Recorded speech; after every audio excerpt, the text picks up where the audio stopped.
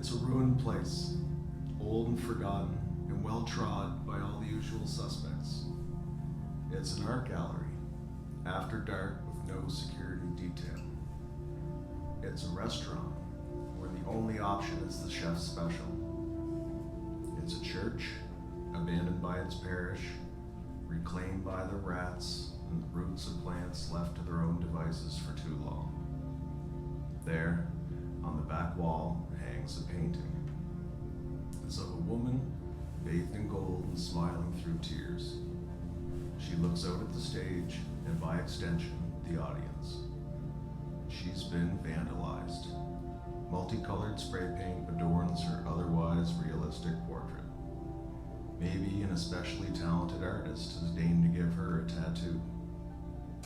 Maybe she likes it. Julie enters, shivering from the cold and sweat-stained. She's a fairly young woman, but something about the way she moves betrays a deep and constant pain. Upon entering, she looks first at the audience, then at the ground around her. It takes real effort, concentrated effort, to face the painting. When she finally does, she begins to speak. Forgive me. Forgive me. I want nothing more than to face you in the light, to meet your eyes with mine and tell you I've only come to talk. I want to see the light graze across your skin with the ease of a lazy afternoon wasted away. I want to kiss your hand. I want to hold it as I do. I want to tell you that I've admired you from the moment I knew your name. You know I can't do that. Doesn't make it easier. I come to you with a selfish desire, nothing but selfishness down to the core of me as I stand at your feet and gaze upon your beauty. Even thrice defiled as you are now, I can see your purity. I can see you. Doesn't make it any easier. The truth is this. The truth is complex and unjust, and I will explain it to you in full, so by the time I do what I've come to do, you'll understand that it wasn't a decision that came easily. In many ways, it wasn't a decision at all.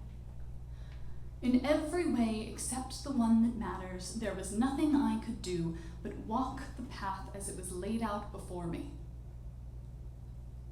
I don't believe in the devil. I don't believe in heaven or hell. But I believe in saints. I believe in the Saint Catherine of a small village, the woman who died a martyr in an unclouded soul.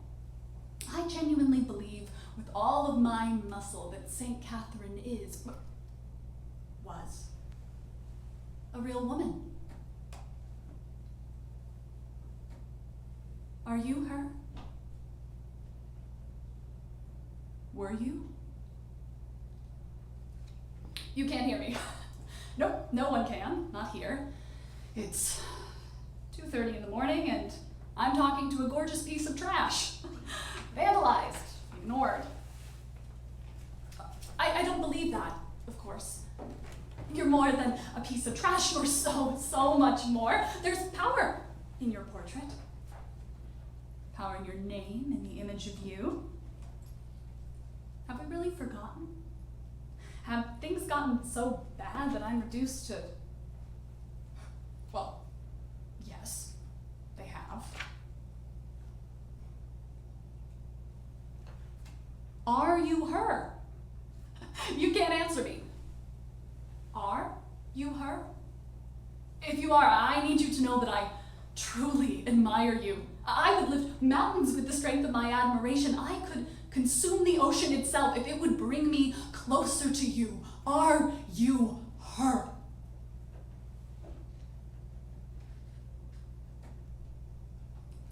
You can't answer me. Of course you can't.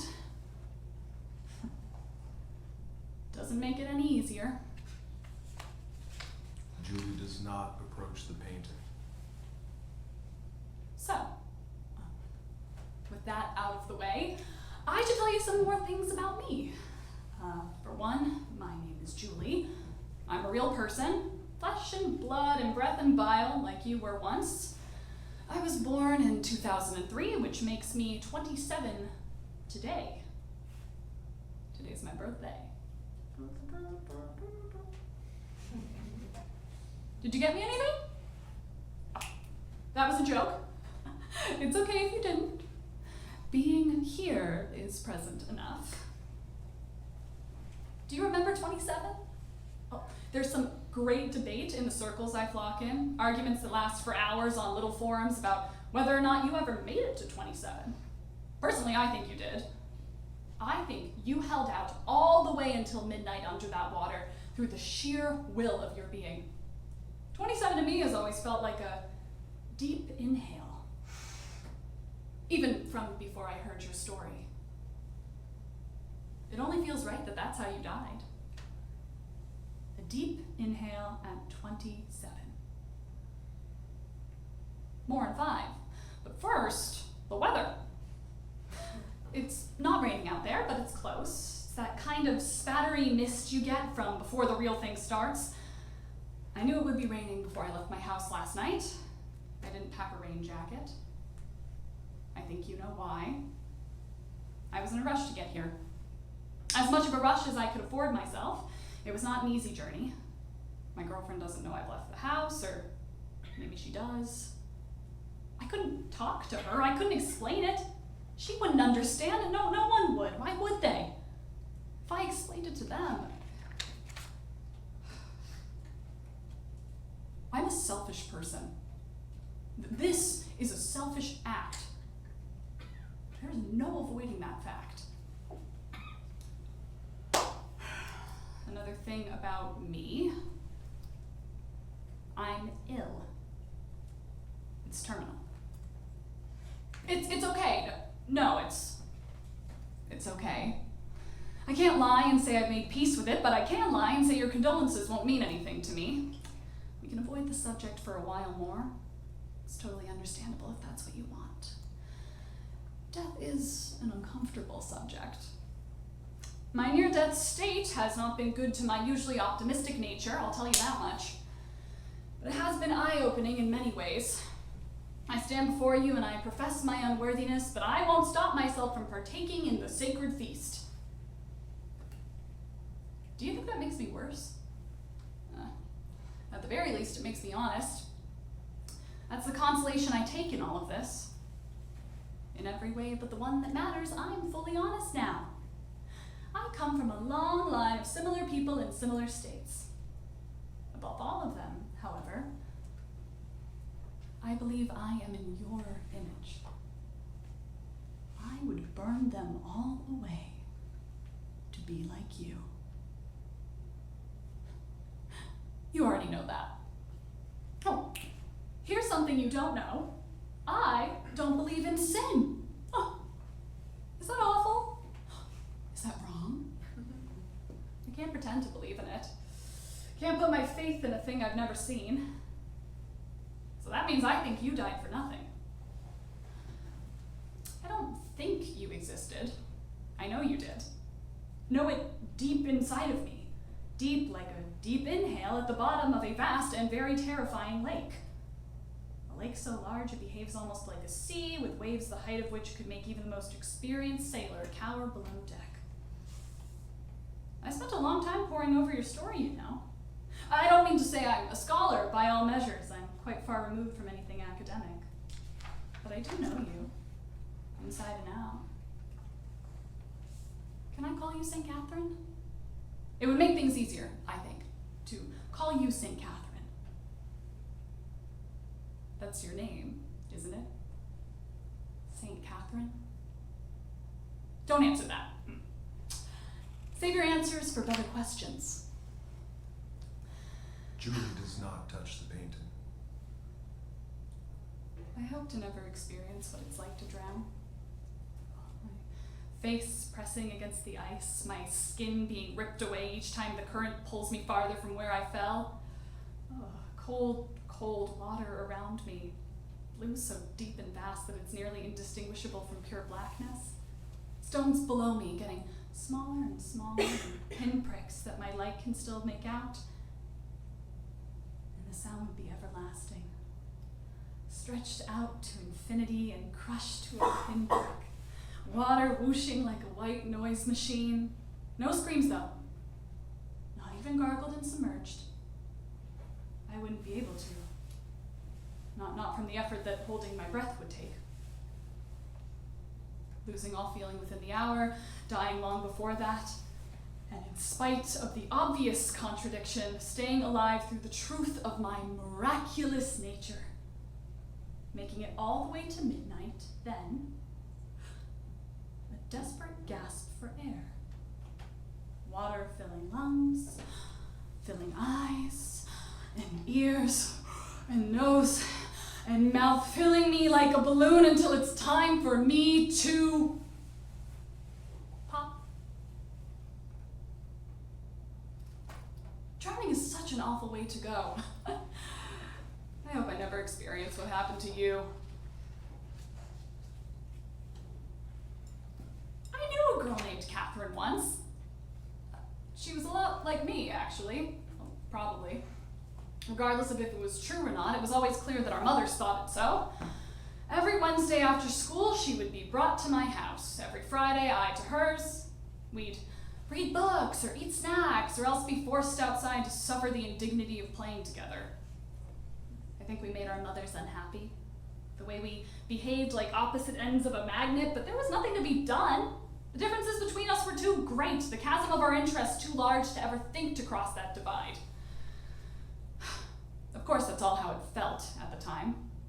With hindsight, I recognize our similarities. Two girls from similar households, each of us holding an interest in quieter, stranger things than many of our peers, and again, I'm speaking for how it felt. I know we weren't the only two girls who enjoyed reading or preferred to stay inside. We never chose to spend time with each other, it just happened. We both had the same hair color, similar eyes and skin, and people would slip up and refer to us as sisters. And when it happened, our chaperone would usually politely correct them. She was Katherine. I was not. To liken us in any way was a clear falsehood. We may have looked alike, but we could not be any more different. Because Katherine liked horses. I did not. That was really our only divide. But like I said, it was insurmountable.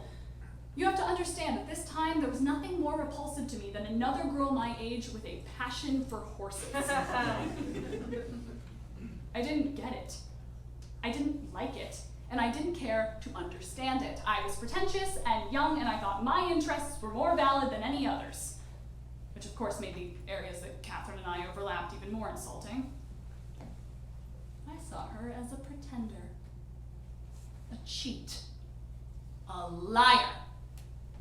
And then, one late November, after I'd known Katherine the liar for a year and some change, we got an invitation to her birthday party. A party on a ranch. In November. More context, my birthday was in November. Hers was in December. We were separated by a little less than a week. This was meant to be my month. And she was taking it from me.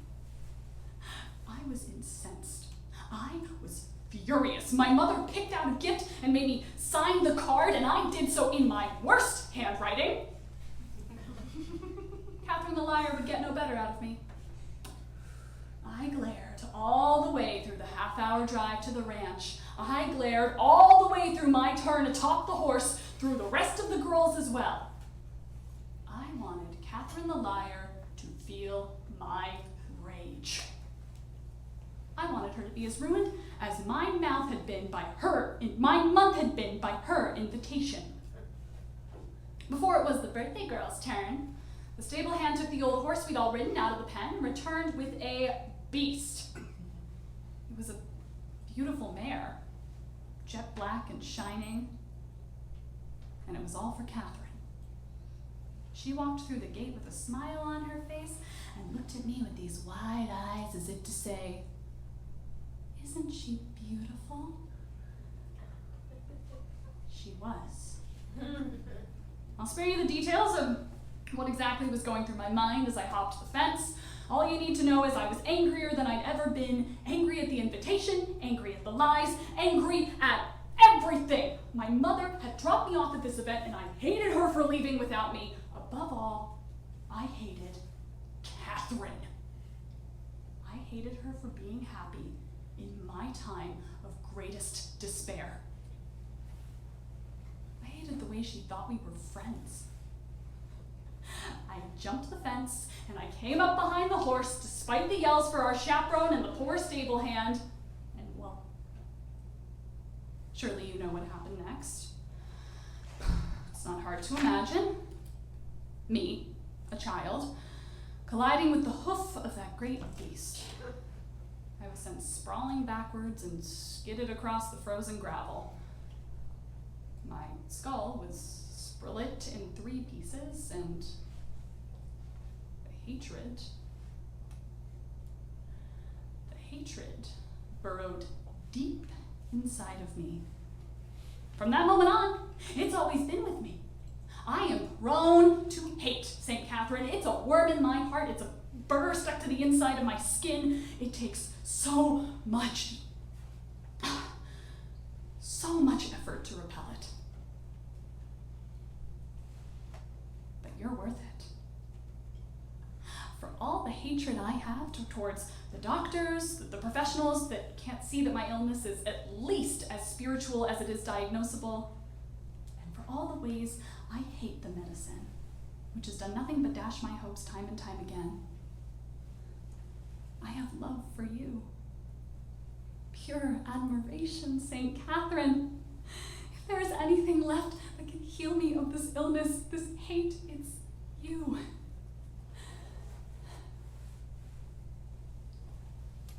I still have the scar.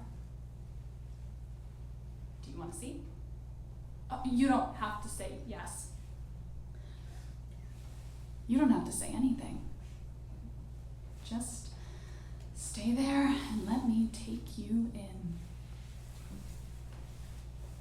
If we were together right now, just the 2 of us, what would you say to me? I'd say this. I'd say this. She looks at the painting. Julie begins to approach the painting.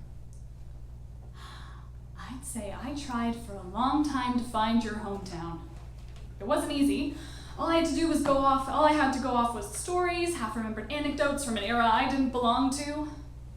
I traveled far and wide, but I didn't find you. And one winter, I went out for an aimless walk in my city. As I started to walk, I started to see everything different than I had before. The buildings weren't buildings, but monuments. The ocean wasn't an ocean, it was a lake. All of a sudden, it all made sense to me. Of course we were from the same place. We have so much in common, you know? If the roles were reversed, you'd do the same thing as me and I wouldn't judge. I'd understand, because I'd be a saint, and I'd be made for understanding. I'd offer you whatever you needed to make the job easier. No matter what, I'd do it for you. They tore your house down, but they didn't let you go fully forgotten. They dredged your body from the water somehow and buried you in the churchyard. You were a real person. You have a grave out back. Did you know that? How long have you been stuck up there in your little shrine? There was a time where people put real stock into your existence, but me, I still do. Everything rides on your objective existence, the truth of your reality, your power, your healing grace, and it is a truth. It is. You're buried out back. Your bones lie beneath the soil I stand on. Beneath and forward, some 50 feet. You're buried out back. Your home is farther from here. What do you think it is Why do you think it is that the people who caused your death decided to exhume you from the water after you'd passed? Why give you a proper burial? I think it was regret. I think it was understanding. Understanding of the power that corpses have. Can I tell you something else about me? Something you might have guessed, but I haven't said out loud. It goes like this. My name is Julie. I am ill. I am newly 27. And I am a cannibal. Julie begins trying to take the painting off the wall. And even that isn't all the words that are necessary to explain it. Cannibal is so rough, so taboo, don't you agree? Here's a better word that takes more breath to explain. Iconophage. Image eater. I am going to eat your image, and it's going to make me better. I come from a long line. I read about it in a book. There have been practitioners throughout history. We understand better than anyone the transferable nature of flesh. Why eat the real flesh, the true flesh, when the representation works just as well? In some cases, such as yours, the image is even preferable. Sure, there's bones out back, but here's your skin. Here is your organs, your hair, your heart as well. Why on earth would I choose bones over that? You were given meaning by the people who visited you, even the ones who defiled you. You decided were worth dragging down from somewhere. That's power. I want the power that you have, St. Catherine.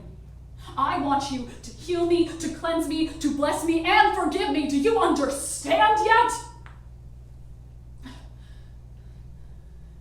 Somewhere beneath the oil paint, there's a real woman. The woman who carried the sins of a whole village with her to drown. What's the pain and hate of one more? I haven't lied to you once. I really am going to die. No medicine has worked. But you, consuming you will help. I know that you have power, imbued with, in your essence, by the nature of your sainthood. I'll be cleansed in an act of devouring. I know I will. Know it deep in me, deep like a deep inhale, like the final desperate gasp of a woman long dead.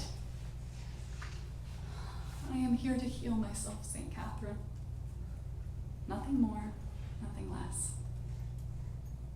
I told you earlier, it's pure selfishness. In another life, one where I wasn't so full of this anger, a life where I was someone better than I am, I like to think I could have come to you as a disciple rather than a heretic. I could have stroked your flesh with tender hands. Julie runs a hand up and down the painting. There's real emotion behind it, and it's not an act. I could have told you it was all going to be okay. It's all going to be okay. She looks at the painting with longing. I don't think I can get you down. I think you've been up on that wall for so long that you've forgotten the feeling of the ground on your feet. She gives it one final tug to no result. Fine. It was going to happen regardless. It was just a question of when. If I have to cut you, I have to cut you. Julie takes a pocket knife out and takes it to the canvas, letting it hover above the surface for a moment without it making contact. I'm sore, St. Catherine. And I'm sorry too. She makes a deep gash down the center of the image. Will you forgive me? Julie continues slashing the canvas, with each cut getting less precious. I hope this doesn't hurt you too much. I really do. I don't want to hurt you, I only want to eat you. Julie finishes slashing the painting and begins laying the scraps out in front of her. You are real, and so am I. And this will work, St. Catherine. I know it will. She lays the last few scraps out. It's 3 a.m, and I am going to eat. I'll devour greedily every piece of you until there is less than nothing left. Your flesh will be my flesh. Your power will be my power. It'll be a miracle. Julie eats the image piece by piece. No shortcuts are taken, no magic tricks are used to reduce the task at hand. She's committed to the task at hand, fully committed. As she eats, maybe the faint sound of rain deciding to fall off can be heard from outside the church. Or maybe the only sounds that make it through are the guttural sounds Julie emits as she dines on the painting.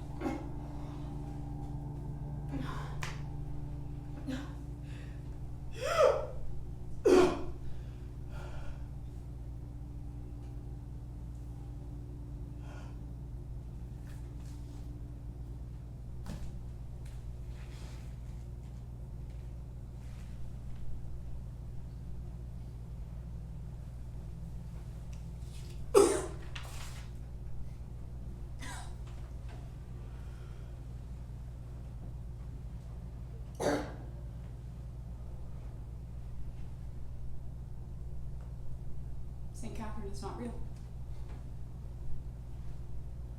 She was a story. Always a story, and only a story told between tired and scared people to give them solace. For a while, the story spread. There was a time where everyone knew about the woman who was given a stone for every sin in the village and made to walk the frozen water until the ice gave way. But everything has its time, and soon she wasn't wanted in the same way she'd been. Parts of her adapted. Parts didn't.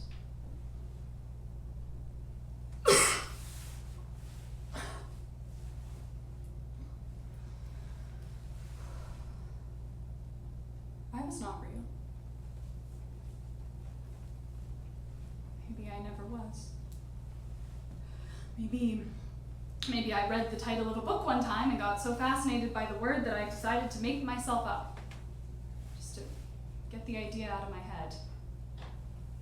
It's unlikely, but it's possible. More likely is this. The story is just a lie. Which means that St. Catherine was always a lie. I entered her place of rest with the intention of telling the truth, and that's exactly what I did. I gulped her down to save myself with no regret and only a little remorse. But a lie will always swallow a truth. A lie will always swallow a truth. A lie will always swallow a truth, no matter how voracious the truth might be. It was true. She was not. Now,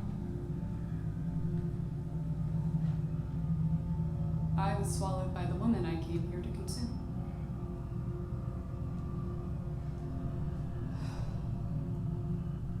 St. Catherine isn't real. And neither am I.